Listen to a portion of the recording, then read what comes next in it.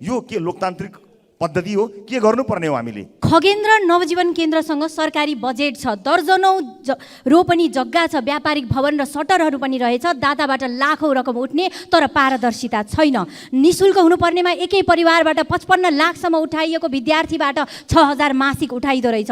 इलाम सडक डिभिजन कार्यालयका अनुसार आर्थिक वर्ष 79-80 मा 23 करोडको बजेट विनियोजन भई निर्माण सुरु हुने निर्णय भएको छ, तर 1 करोड मात्रै बजेट आएको हुँदा 1 करोडले सडक सरसफाई गर्ने समेत नपुग्ने जानकारी प्राप्त भयो। 80-81 को बजेटमा यो सडकको लागि कुनै रकम नै नछुट्याएको कुरा बाहिर आइरहेको छ। अब यो बजेटका कुराहरू, प्राथमिकता कुराहरूमा अलिकति अक्षय कोष एन्डाउमेन्टको मोडलबाटै गए भए पनि हुन्थ्यो जस्तो लाग्छ र मूल समस्या चाहिँ क्षमतामा नै हो हैन। अब स्टाफ कलेज, हाम्रो योजना आयोग, विश्वविद्यालयहरू, नेशनल स्ट्याटिस्टिक्स अफिसहरू, यो रोस्टर अफ एक्सपर्ट्सहरू राखेर अहिलेका नयाँ विधिहरू, नेपालमा इभ्यालुएसन भनेकै पहिला यस्तो थियो अहिले यस्तो भयो र त्यो फरक चाहिँ यो कार्यक्रमले नै गराएर रहेछ भन्नेमै सीमित छौँ हामी। यो करिब 50-60 वर्ष पुरानो विधिमा हामी अड्क्या छौँ।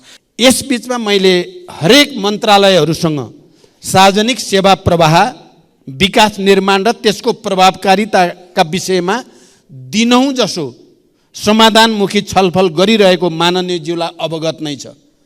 खाली मैले मन्त्रालयसँग सम्बन्धित भएर मात्रै होइन, देशका सबै राजनीतिक दल र नेताहरू, निजी क्षेत्रका प्रतिनिधिहरू, विज्ञहरू सँगै राखेर पनि नेपालको अर्थतन्त्र सुधारको निम्ति के गर्न सकिन्छ भन्ने बारेमा पटक पटक सिंहदरबारमा अर्थपूर्ण र कतिपय निकै महत्त्वपूर्ण छलफल आयोजना भएका छन् र ती छलफलले महत्त्वपूर्ण निष्कर्ष पनि दिएको छ, जसलाई ब्रेक थ्रु गर्ने तयारी गरिएको नागढुङ्गा सुरुङ मार्गको काम अहिले सरकारकै कारण ठप्प छ।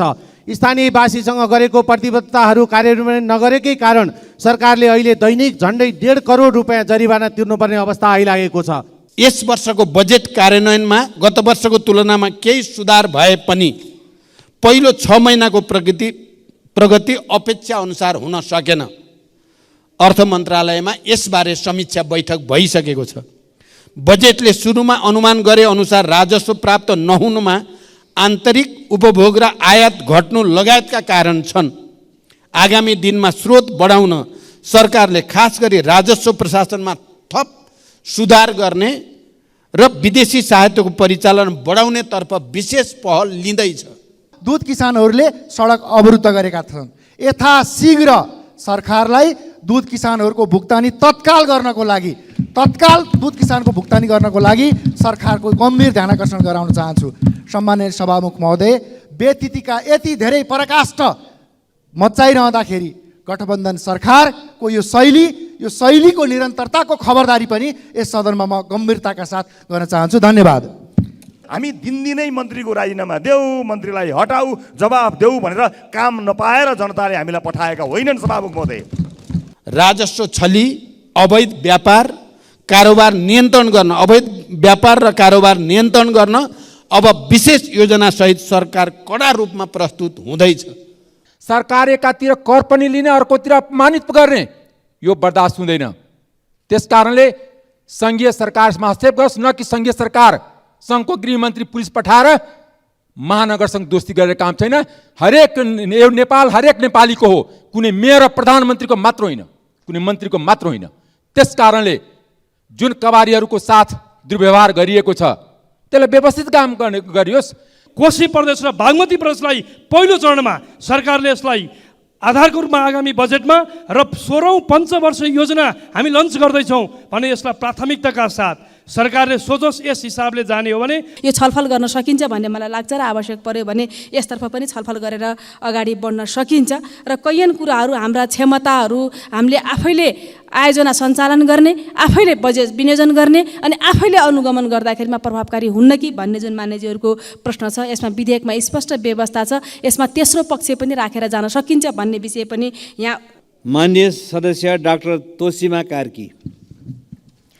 सम्माननीय सभामुख महोदय, खगेन्द्र नवजीवन केन्द्रसँग सरकारी बजेट छ, दर्जनौँ रोपनी जग्गा छ, व्यापारिक भवन र सटरहरू पनि रहेछ, दाताबाट लाखौँ रकम उठ्ने तर पारदर्शिता छैन। निशुल्क हुनुपर्नेमा एकै परिवारबाट 55 लाखसम्म उठाइएको विद्यार्थीबाट 6000 मासिक उठाइदो रहेछ। गोकर्णेश्वरमा एकै कोठामा 7-8 जना कोचेर राखिने रहेछ, दिसा पिसाब गनाएको अवस्था छ, धेरै दिनसम्म बाँधेर राखिएको छ, नियमित उपचार छैन, पिसाब थैली पनि समयमा फेरिँदैन रहेछ। केन्द्रले ती अपाङ्गता भएका नागरिकहरूलाई नवजीवन होइन नर्क जीवन दिएको रहेछ। बैङ्कमा समस्या आएर पैसा जोखिममा पर्दा राष्ट्र बैङ्कले व्यवस्थापनको जिम्मा लिन्छ भने संस्थामा समस्या आएर मानवीय क्षति हुन सक्नेमा राज्यले व्यवस्थापनको जिम्मा लिनुपर्ने होइन र सभामुख महोदय, म यहाँ अनुरोध गर्दछु सरकारसँग तत्कालै कुनै रेस्क्यु कार्यदल बनाएर केन्द्रको व्यवस्थापन जिम्मामा लियोस्। साँच्चै नै हामीले पाठ्यक्रममा समेत पढाउने गरेको यो केन्द्र साँच्चैको नवजीवन केन्द्र बनोस्। धन्यवाद। मान्य सदस्य श्री बिन्दवासिनी कंसकार। सम्माननीय सभामुख महोदय, इलाम क्षेत्र नम्बर 1 हुँदै क्षेत्र नम्बर 2 जोडिने खुदनाबारी सडक लामो समयदेखि अल्पत्र अवस्थामा छ। जम्मा लम्बाइ 25 किलोमिटर मात्र रहेको यो सडक झापाबाट इलाम बजार पुग्ने सबैभन्दा छोटो सडक हो। इलाम सडक डिभिजन कार्यालयका अनुसार आर्थिक वर्ष 79-80 मा 23 करोडको बजेट विनियोजन भई निर्माण सुरु हुने निर्णय भएको छ, तर 1 करोड मात्रै बजेट आएको हुँदा 1 करोडले सडक सरसफाइ गर्ने समेत नपुग्ने जानकारी प्राप्त भयो। 80-81 को बजेटमा यो सडकको लागि कुनै रकम नै नछुट्याएको कुरा बाहिर आइरहेको छ। यस सडकलाई हरेक पटक राजनीति गर्ने हिसाबले हेरिएको छ। हरेक उम्मेदवारले आफ्नो घोषणा पत्रमा राख्ने गर्छन्, तर चुनावपछि सबैले बिर्सिन्छन्। सभामुखज्यू, यसरी इलामका जनताको स्वास्थ्य व्यवसाय र किनमेलदेखि हरेक दिनाचार्य प्रत्यक्ष जोडिने यो बाटो अविलम्बन प्राप्त बजेट विनियोग रूपमा पुरुष किसानहरूमा केन्द्रित छ। मान्य सदस्य श्री निशा डाँगी। सम्माननीय सभामुख महोदय, छिटो र सुरक्षित यात्राका लागि हवाई सेवा मानिन्थ्यो, तर हिजोआज हवाई सेवाको गलत भाष्य निर्माण भइरहेको छ। कहिले दुर्घटना त कहिले घन्टौँसम्म डिले भएर मौसमका कारण डिले हुनु अस्वाभाविक होइन। तर सभामुख महोदय, अति आवश्यक उपकरण सहितको मौसम पूर्वानुमान महाशाखा छ, तर एक अर्कासँग राम्रोसँग समन्वय नहुँदा डिले हुने पूर्व सूचना यात्रुलाई दिन सकिरहेको छैन। यात्रुले 1 मिनेट ढिला गरेमा जहाज नली उड्छ, तर यात्रु घन्टौँसम्म कुर्नुपर्ने विडम्बना यो कस्तो हो सभामुख महोदय? अन्य देशमा डिले हुने पूर्व सूचनाको जानकारी मोबाइलमा आउँछ, तर हाम्रो देशमा एयरपोर्टमा गएपछि मात्रै थाहा हुन्छ। सभामुख महोदय, विशेष गरी यस समस्याले बिरामी र ज्येष्ठ नागरिकहरू थप पीडामा परेका छन्। समयको बचत र अति आवश्यक कामको लागि यात्रुले महँगो हवाई भाडा तिरेर यात्रा गरेका हुन्छन्। त्यसैले डिले हुने पूर्व सूचनाको प्रभावकारी बनाउन सभामुख मार्फत सम्बन्धित निकायको ध्यानाकर्षण गराउन चाहन्छु। धन्यवाद। सम्माननीय सभामुख महोदय, अब यो विधेयक ल्याउन पर्थ्यो, ल्याइयो भन्ने शैलीमा जुन प्रस्तुत भएको छ, यसले मलाई चाहिँ सुशासन ऐन 2064 को स्मरण गराएछ हैन। ऐन त ल्याइएको छ, बारम्बार हामी रेफर पनि गर्छौँ, तर देश आज यो 250 वर्षकै इतिहासमा जुन कुनियत सहितको कुशासनको एउटा भड्खालोमा जाकिया छ, ऐनले त केही पनि गर्दो रहेछ। त्यसैले यो डेज्युरे लिपिबद्ध गर्नु एउटा कुरा भयो, यो कर्मकाण्डकै एउटा चाहिँ श्रृङ्खला पनि हो, तर डिफ्याक्टो हैन अभ्यासमा हामी कसरी उतार्छौँ भन्ने कुरा नै महत्त्वपूर्ण छ। अब यो मोनिटरिङ एन्ड इभ्यालुएसन, अनुगमन तथा मूल्याङ्कन अब विश्वव्यापी अभ्यास हो, जताततै यसलाई चाहिँ रेकमेन्ड पनि गरिया हुन्छ, तर यसलाई सुशासनकै अभिन्न संस्कार र संस्कृति बनाउन सक्छौँ कि सक्दैनौँ भन्ने कुरा पहिलो छ। दोस्रो, परिभाषा, प्राथमिकता र बजेटका के कस्ता व्यवस्थापन हामीले गरेका छौँ, र तेस्रो अन्ततोगत्वा यो विधि र क्षमता क्यापासिटीमै गएर चाहिँ अड्किन्छ। मलाई लाग्छ अब पहिलो बुँदामा योजना आयोगले धेरै काम गर्दै आएको नै छ। एमएनईमा अलिकति थर्ड पार्टी इभ्यालुएसनका कुराहरू अहिले लिएर आइएको छ। एनड्याक भन्ने यो राष्ट्रिय विकास समस्या समाधान समिति, म आफै पनि राष्ट्रिय योजना आयोगको उपाध्यक्ष हुँदाखेरि 4-5 चोटि गराइयो, तर यो कर्मकाण्डमा नै सीमित छ। र मलाई डर के लागेको छ भने यो लिपिबद्ध त गरियो, ऐनमा लिएर आइयो, इन्फोर्स गर्ने भनेर त ल्याइएको छ, तर यसको सार्थक स्वरूप यसले ग्रहण गर्नको लागि त्यो संस्कार र संस्कृति, त्यो कल्चर नै, एमएनईको कल्चर नै हामीले चाहिँ अन्तर्निहित गर्नुपर्ने हुन्छ। यसमा अलिकति शङ्का छ। अब यहाँ केही दफाहरूमा म गइनँ, तर मोनिटरिङ र इभ्यालुएसनको बुझाइमा पनि अलिकति अस्पष्टता छ। मोनिटरिङ भने काम चल्दा चल्दै गर्ने होइन, यो चरणमा हामी कार्यान्वयनमा जाँदा जाँदै भयो। इभ्यालुएसन चाहिँ सुरुमा कार्यान्वयन सुरु गर्नुभन्दा अगाडि पनि गर्न सकिन्छ, एक्स एन्टे इभ्यालुएसन कार्यक्रम हुँदाहुँदै पनि गर्न सकिन्छ र कार्यक्रम सम्पन्न भइसकेपछि पनि एक्स पोस्ट पनि गर्न सकिन्छ। त्यतातिर चाहिँ त्यो सबै कुरालाई समेट्न नसकिया जस्तो मलाई लाग्छ। अब यो बजेटका कुराहरू, प्राथमिकता कुराहरूमा अलिकति अक्षय कोष एन्डाउमेन्टको मोडलबाटै गए भए पनि हुन्थ्यो जस्तो लाग्छ। र मूल समस्या चाहिँ क्षमतामा नै हो होइन। अब स्टाफ कलेज, हाम्रो योजना आयोग, विश्वविद्यालयहरू, नेसनल स्टेटिस्टिक्स अफिसहरू, यो रोस्टर अफ एक्सपर्ट्सहरू राखेर अहिलेका नयाँ नयाँ विधिहरू, नेपालमा इभ्यालुएसन भनेकै पहिला यस्तो थियो अहिले यस्तो भयो र त्यो फरक चाहिँ यो कार्यक्रमले नै गराइरहेछ भन्नेमै सीमित छौँ हामी। यो करिब करिब 50-60 वर्ष पुरानो विधिमा हामी अड्क्या छौँ। अहिले यो ऱ्यान्डमाइज कन्ट्रोल ट्रायल, मोडलिङका कुराहरू, विभिन्न रणनीतिक आधार, विकासका आधार, वित्तीय आधार, प्राविधिक आधार, यो नयाँ नयाँ चेकलिस्टहरू जुन छन् त्यसलाई अब हामीले अभ्यासमा उतार्नुपर्ने हुन्छ। मलाई कता कता यो गरिआएकै चिजलाई यसो संस्थागत गर्नको लागि एउटा चाहिँ रित पुर्याउन ल्याइएको जस्तो छ यो विधेयक। तर अब मूल टेस्ट चाहिँ, मूल परीक्षा चाहिँ यसको अभ्यासमा नै हुन्छ। म शुभकामना दिन चाहन्छु र यसमा बाहिरबाट हामीले जसरी सहयोग गर्न सक्छौँ त्यसमा हाम्रो साथ रहने नै छ। हस्, धन्यवाद। मान्य सदस्य श्री डोल प्रसाद अर्याल। सम्माननीय सभामुख महोदय, म आज शुक्ला फाटाका आरक्ष पीडित र नागढुङ्गामा भइरहेको अवरोधको विषयमा यस सदनको ध्यानाकर्षण गराउन गइरहेको छु। तत्कालीन शाही शुक्ला फाटा वन्यजन्तु आरक्ष विस्तार गरेपछि कञ्चनपुरका हजारौँ स्थानीयवासीहरू विस्थापित हुनु पर्यो। सरकारले ती परिवारलाई अन्यत्र स्थानान्तरण गरेर सट्टा भर्ना गर्ने भनिए पनि आधाभन्दा बढी परिवारले 25 वर्ष बितिसक्दा समेत जग्गा पाउन सकेका छैनन्। पीडितका लागि छुट्याइएको जग्गा हाल भूमि आयोगले अन्य व्यक्तिलाई वितरण गर्न लागेको भनेर अख्तियार दुरुपयोग अनुसन्धान आयोगमा उजुरी परेको अवस्था छ। भूमि आयोगको अनियमितता र अनधिकृत वितरण रोक्न साथै अनियमिततामा संलग्नतालाई यथाशीघ्र कारबाहीको दायरामा ल्याउँदै पीडितलाई तत्काल जग्गा उपलब्ध गराउन म यस सदन मार्फत सरकारको ध्यानाकर्षण गराउन चाहन्छु। यसै सभामुख महोदय, ब्रेक थ्रु गर्ने तयारी गरिएको नागढुङ्गा सुरुङ मार्गको काम अहिले सरकारकै कारण ठप्प छ। स्थानीयवासीसँग गरेको प्रतिबद्धताहरू कार्यान्वयन नगरेकै कारण सरकारले अहिले दैनिक झन्डै 1.5 करोड रुपियाँ जरिवाना तिर्नुपर्ने अवस्था आइलागेको छ। डाक्टर सीके राउतलाई समय दिन्छु। Doctor C K Raut.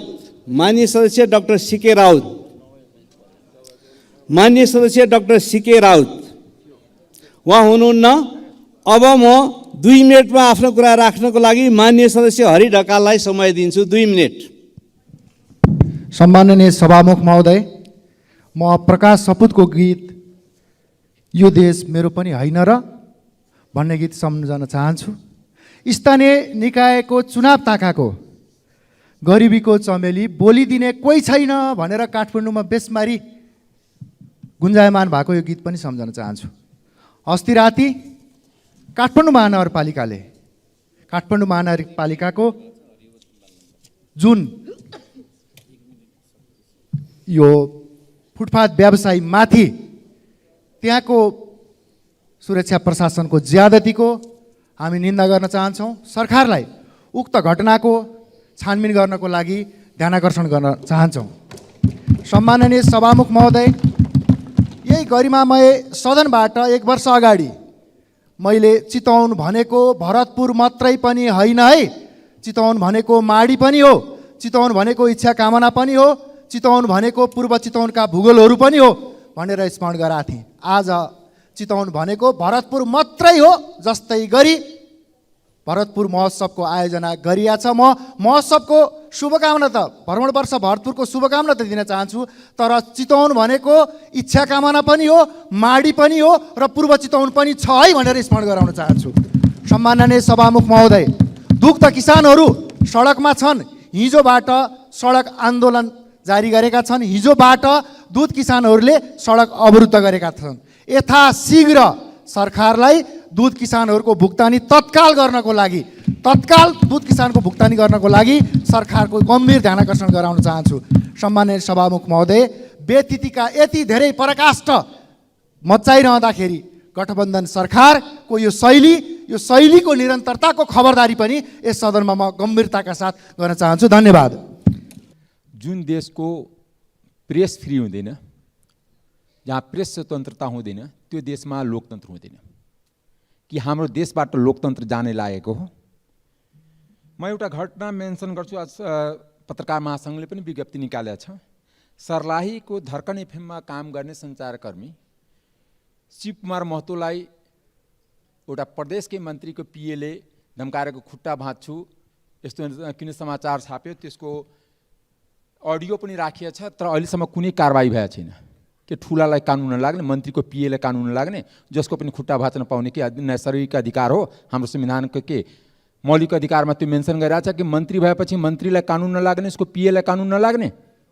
त्यस कारणले म सरकारसँग माग गर्न चाहन्छु, तत्काल त्यस्तो धम्की दिनेलाई अविलम्ब अरेस्ट गरेर कानुनी प्रक्रिया अनुसार कानुनको कारबाहीको घेरामा लाउनुपर्छ। यो कानुन राज्यको मान्यता हो।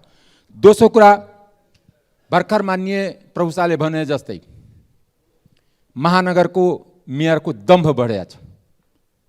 किनभने के श्रमजीवी श्रमिकहरू के तल्लो काम गर्नेले यो देशमा बस्न नपाउने, महानगर व्यवस्थित गर्न नपाउने, एउटा सिंहको महानगरमा विकासको भाँच्न नपाउने, तर कहिले फुटपाथको व्यापारीलाई त्रसित गर्ने, टाउको फुटाउने, कहिले कबारीहरूलाई हटाउने। आज काठमाडौँको मान्छे फल खाइरहेछ, तरकारी खाइरहेछ, त्यो मधेसको मान्छेको कारणले हो। न त पहिला म सुरुमा 42 सालमा आएको थिएँ, काठमाडौँको मान्छे फल खान्थेन, सिजनल खान्थ्यो, जो त्यहाँ फर्पिङतिरको नासपाती र कहिले काहीँ सुन्तला। तर आज त्यही मधेसको मान्छे जो कबारीको रूपमा छ, त्यो अपमानित भइरहेछ, टाउको फुटिरहेछ। त्यसको उनीहरू कर तिरिरहेछ, प्यानमा दर्ता छ। यदि इलिगल बिजनेस त प्यान किन दियो, किन कर लिइरहेछ? सरकार एकातिर कर पनि लिने, अर्कोतिर अपमानित गर्ने, यो बर्दाश्त हुँदैन। त्यस कारणले सङ्घीय सरकारमा हस्तक्षेप गरोस्, न कि सङ्घीय सरकार सङ्घको गृहमन्त्री पुलिस पठाएर महानगरसँग दोस्ती गरेर काम छैन। हरेक नेपाल हरेक नेपालीको हो, कुनै मेयर र प्रधानमन्त्रीको मात्र होइन, कुनै मन्त्रीको मात्र होइन। त्यस कारणले जुन कबारीहरूको साथ दुर्व्यवहार गरिएको छ, त्यसलाई व्यवस्थित काम गरियोस्, रेगुलेट हुने काम गरियोस्। तर आफ्नै देशमा बसेर, किनकि संविधानको प्रश्न लेखा छ, प्रस्तावनामा लेखा छ कि हरेक नेपालीलाई आफ्नो रोजगार, आफ्नो जीविका र नेपालको कुनै पनि भागमा गएर बसोबास गर्न पाउने छ। कुनै काठमाडौँ स्पेसल जोन होइन, कुनै मेयरले बनाएको काठमाडौँ होइन। यो काठमाडौँ देशको राजधानी हो, सङ्घीय राजधानी हो। यहाँ एउटा गरिब पनि बस्न पाउँछ, एउटा चेपाङ पनि बस्न पाउँछ, एउटा मुसर र दलित पनि बस्न पाउँछ, र प्रधानमन्त्री पनि बस्न पाउँछ। यो प्रधानमन्त्री मन्त्री मेयर बस्नेको लागि मात्र काठमाडौँ बने होइन। त्यस कारणले यो कुरा म भन्न चाहन्छु कि काठमाडौँको मेयर यस्ता हरकतबाट बाजाओस्, न त काठमाडौँ कुन दिन सङ्घर्षको मैदान हुन्छ, न सङ्घको सरकारको कन्ट्रोलमा हुन्छ, न मेयरको त कुनै औकातै छैन। धन्यवाद। सम्मान्य सभामुख महोदय, अस्ति 16 गते साँझ काठमाडौँ महानगरपालिकाका सुरक्षाकर्मीहरूले फुटपाथमा व्यापार गर्ने, न्यून पुँजी लगानी गरेर जीविकोपार्जन गर्ने श्रमिकहरूमाथि असाध्य अमानवीय क्रूरतापूर्वक व्यवहार गरे, नियन्त्रण गरे। नियन्त्रणमा लिइसकेपछि बुटले आक्रमण गर्ने, घाइते बनाउने सम्मका कामहरू गरे। नेपालको कानुनअनुसार त्यस प्रकारको नियन्त्रण गरेर व्यक्तिहरूलाई गिरफ्तार गर्ने त्यो अधिकार नगर प्रहरीहरूलाई छैन। त्यो कानुन विपरीतको काम हो। यस काम जुन ढङ्गबाट भएको छ, काठमाडौँ महानगरपालिका लगायत देशका अन्य ठाउँहरूमा पनि विशेष गरी सडक पेटीमा आश्रित भएर जीविकोपार्जन गर्ने, कयौँ न्यून पुँजी लगानी गर्ने श्रमिकहरूमाथि भइरहेको यी सबै खालका ज्यादतीपूर्ण घटनाहरूको भर्त्सना गर्न चाहन्छौँ र तिनीहरूले कम्तीमा पनि आफ्नो बाँच्न पाउने अधिकारको सुनिश्चितताको लागि नेपाल सरकारको तर्फबाट उपयुक्त पहल कदमी होस्, यसको लागि म ध्यानाकर्षण गर्न चाहन्छु। त्यसै गरी यी लगायत युवा अभियन्ता, यी लगायत अन्य धेरै अभियन्ताहरूले यस विषयमा पटक पटक विषयवस्तुहरू अगाडि बढाइरहनु भएको छ। उहाँहरूले विभिन्न कार्यक्रमहरू पनि गरिरहनु भयो। सामान्य प्रधानमन्त्रीज्यूलाई केही समय अगाडि केही महत्त्वपूर्ण मागहरू पनि प्रस्तुत गर्नुभएको छ। सामान्य प्रधानमन्त्रीज्यूले कम्तीमा पनि फुटपाथ व्यवसायहरू, न्यून पुँजी लगानी गरेर बाँच्ने जीविकोपार्जन गरिरहेका श्रमिकहरूका उहाँहरूसँग जोडिरहेका कयौँ मुद्दाहरू जसरी उठेका छन्, मागहरू प्रस्तुत भएका छन्, ती मागहरू सम्बोधन गर्नका लागि पनि सम्मान्य सभामुख महोदय मार्फत म नेपाल सरकारको गम्भीरताका साथ ध्यानाकर्षण गराउन चाहन्छु। सम्मान्य सभामुख महोदय, हामी सबैलाई थाहा छ, सबै मान्यजीहरूले विषयवस्तुहरू पनि यहाँ उठाइरहनु भएको छ। सिङ्गो हाउसको ध्यानाकर्षण सभामुख महोदय मार्फत सरकारको ध्यानाकर्षण गराइरहेको अवस्था छ। देशभरका हजारौँको सङ्ख्यामा होइन सम्मान्य सभामुख महोदय, लाखौँको सङ्ख्यामा किसानहरू यति बेला आन्दोलनमा छन्, दुग्ध उत्पादक किसानहरू। हामीले बुझेका छौँ, देखेका छौँ, थाहा पाएका छौँ, हाम्रा तथ्याङ्कहरूले त्यो कुरा प्रमाणित गर्छ। करिब 86% बढी, विशेष गरी कृषि पेसामा आबद्ध भएका 86% बढी किसानहरू दुग्ध उत्पादनसँग प्रत्यक्ष रूपमा जोडिएका छन्। नेपालका करिब 35 लाख किसान परिवारहरू, कृषक परिवारहरू दुध उत्पादनसँग प्रत्यक्ष रूपमा जोडिएका छन्, जसमध्ये करिब 12 लाख घरायसी प्रयोजनको लागि दुध उत्पादन गर्छन्। 18 लाख कृषक परिवारहरू घरायसी प्रयोजन सँगसँगै बिक्री वितरणको लागि पनि उत्पादन गर्छन् भने 5 लाख जति किसानहरूले विशेष गरी बिक्री वितरणसँग केन्द्रित रहेर दुध उत्पादन गर्ने काम गरिरहेका छन्। निकै ठुलो सङ्ख्यामा 35 लाख घर परिवार भनेको सानो विषय होइन। करिब नेपालको अर्थतन्त्रमा 6-7% भन्दा बढी कन्ट्रिब्युसन दुध क्षेत्रको रहेको हामी देख्छौँ। यति ठुलो सङ्ख्या ओगटेको यो क्षेत्र आज सधैँभरि जसो एउटा आन्दोलनको विषय, किसानहरू रोएर बाँच्नुपर्ने अवस्था जुन ढङ्गले बनिरहेको छ, यसतर्फ सरकारले ध्यान पुर्याउन सकेन। 6 अर्बभन्दा बढी किसानहरूले आफूले बेचेको दुधको मूल्य प्राप्त गर्न सकेको छैन। प्रत्येक दिन सहरबाट औपचारिक ढङ्गबाट गाउँमा 6 करोडभन्दा बढी पैसा गाउँमा जान्छ। ग्रामीण अर्थतन्त्र नेपालको वास्तवमा अर्थतन्त्रको एउटा चाहिँ महत्त्वपूर्ण एउटा आधार स्तम्भको रूपमा रहेको यो दुग्ध क्षेत्र आज यस प्रकारले समस्याग्रस्त बन्दाखेरि सरकार ढुङ्गो बोल्छ तर सरकार बोल्दैन। बरु चट्टान टुसाउला सभामुख महोदय, सरकारको विवेक टुसाउँदैन, बुद्धि पलाउँदैन। यो अवस्थामा पुग्यो। किसानहरू आन्दोलनमा छन्, देशभरका किसानहरू। त्यसकारण अविलम्ब म सरकारलाई आग्रह गर्न चाहन्छु, किसानले पाउनुपर्ने दुधको मूल्य प्राप्त गरोस्, भुक्तानी गरियोस्। नेपाल सरकार मातहत रहेको डिडिसीको मात्रै करिब 2 अर्ब, झन्डै 1.5 अर्बदेखि 2 अर्ब करिब डिडिसीले भुक्तानी गर्न बाँकी छ। नेपाल सरकार स्वयंले 1.5देखि 2 अर्ब भुक्तानी नगर्दाखेरि निजी डेरी र निजी उद्योगहरूले दुधको मूल्य ढिलो गर्न, किसानलाई भुक्तानी गर्न मनोवैज्ञानिक रूपमा उहाँहरूलाई हतोत्साहित प्रोत्साहित गरिरहेको छ। त्यसकारण अविलम्ब सरकारले यो सबै दुधको मूल्य भुक्तानी गर्ने अवस्था निर्माण गरोस्। यो आजको विषय हो। आज मूल्य भुक्तानी गरोस्। आज भुक्तानी गर्ने कुरा गरिँदाखेरि अबको बजारको पक्षमा पनि हामीले ध्यान दिनुपर्छ। अब भोलिदेखिको दुधको मूल्य मात्रै कुरा होइन, मिल्क होल्डेको अवस्था छ, दुध पक्ने अवस्था छ। यसलाई दीर्घकालीन बजारको सुनिश्चित कसरी गर्ने, यो पाटोमा सरकारले ध्यान दिनुपर्छ। यसका लागि 2टा विषय, एउटा आन्तरिक खपतको प्रक्रियालाई अगाडि बढाउनुपर्छ। आन्तरिक खपत कसरी वृद्धि गर्ने? आज प्रतिदिन 71 लाख लिटर दुध उत्पादन हुन्छ। 71 लाख दुध उत्पादन भइरहँदाखेरि हामीलाई चाहिने कति हो? मेरो विचारमा हामी करिब आत्मनिर्भरको नजिक पुगेका छौँ। धुलो पाउडर दुध नेपालमा करिब 5000 मेट्रिक टन वर्षमा चाहिन्छ, हामी आत्मनिर्भर भइसकेका छौँ।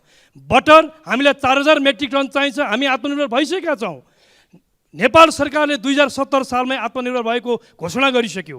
आत्मनिर्भर भएको 2070 सालमा घोषणा गरेपछि पनि दुधजन्य पदार्थहरू हामीले पटक पटक विभिन्न देशहरूबाट आयात गरिरह्यौँ अनि नेपालका किसानहरूले उत्पादन गरेका दुध चाहिँ सडकमा फ्याँक्नुपर्ने अवस्था बन्यो।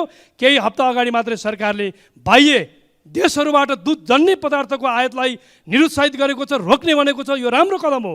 आजभन्दा 1-1.5 वर्ष अगाडि गरेको भए आज यो समस्या हुँदैन थियो। त्यसकारण पहिलो कुरा दुधको चाहिँ आन्तरिक खपतको वृद्धि गरिनु पर्यो, बजारको दायरा बढाउनु पर्यो। आन्तरिक खपत वृद्धि गर्नका लागि सेना कर्मचारी, राष्ट्रसेवक, अन्य कर्मचारीहरू, प्रहरीहरू र विशेष गरी दिवा हाजा कार्यक्रममा विद्यार्थीहरूलाई दुधजन्य पदार्थसँग जोड्नु पर्यो।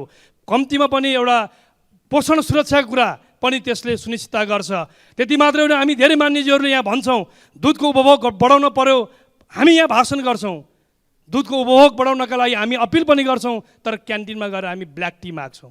कम्तीमा पनि हामी सबैले दुधको पदार्थको उत्पादनलाई मतलब उपभोगलाई प्रोत्साहित गरौँ, तेलको सट्टा घिउलाई प्रोत्साहित गरौँ। यो बाटोमा अगाडि बढाउनका लागि पनि सरकारले आवश्यक ध्यान दियोस्। त्यसै गरी अन्तर्राष्ट्रिय बजारलाई पनि, जस्तो बङ्गलादेशमा अहिले पनि 60% बढी उसले बाहिरबाट दुधजन्य पदार्थ ल्याउँछ।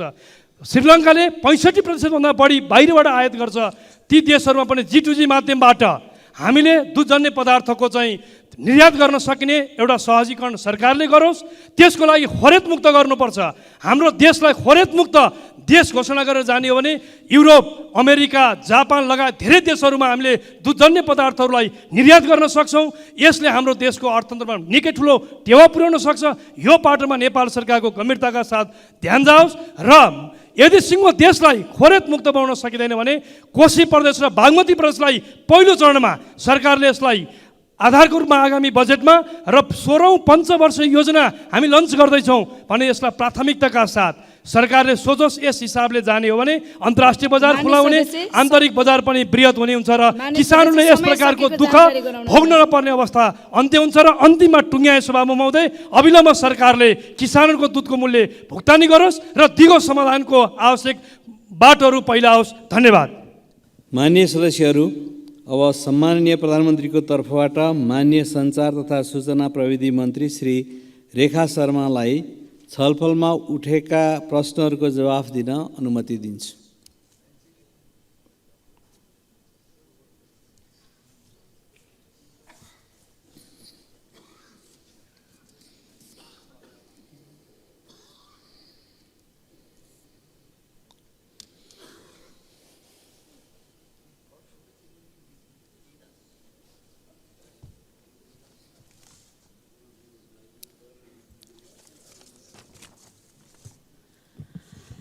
सम्माननीय सभामुखज्यू, हाम्रो यो राष्ट्रिय सभामा उत्पत्ति भएको अनुगमन तथा मूल्याङ्कन विधेयक यो 2076 राष्ट्रिय सभामा उत्पत्ति भएको थियो र राष्ट्रिय सभाको विषयगत समितिमा व्यापक छलफल परिमार्जन भएर प्रतिनिधि सभाबाट प्रतिनिधि सभाको राज्य व्यवस्था समितिमा यो गयो र राज्य व्यवस्था समितिबाट पनि त्यहाँ व्यापक छलफल दफा दफामा अक्षर अक्षरमा मान्यज्यूहरूले निकै नै लामो समय लगाएर यसमा छलफल गरेर र अधिकांश विषयहरू राष्ट्रिय सभाले गरेका संशोधन र केही महत्त्वपूर्ण विषयहरू फेरि राज्य व्यवस्था समितिले आफैले पनि संशोधन गरेको छ।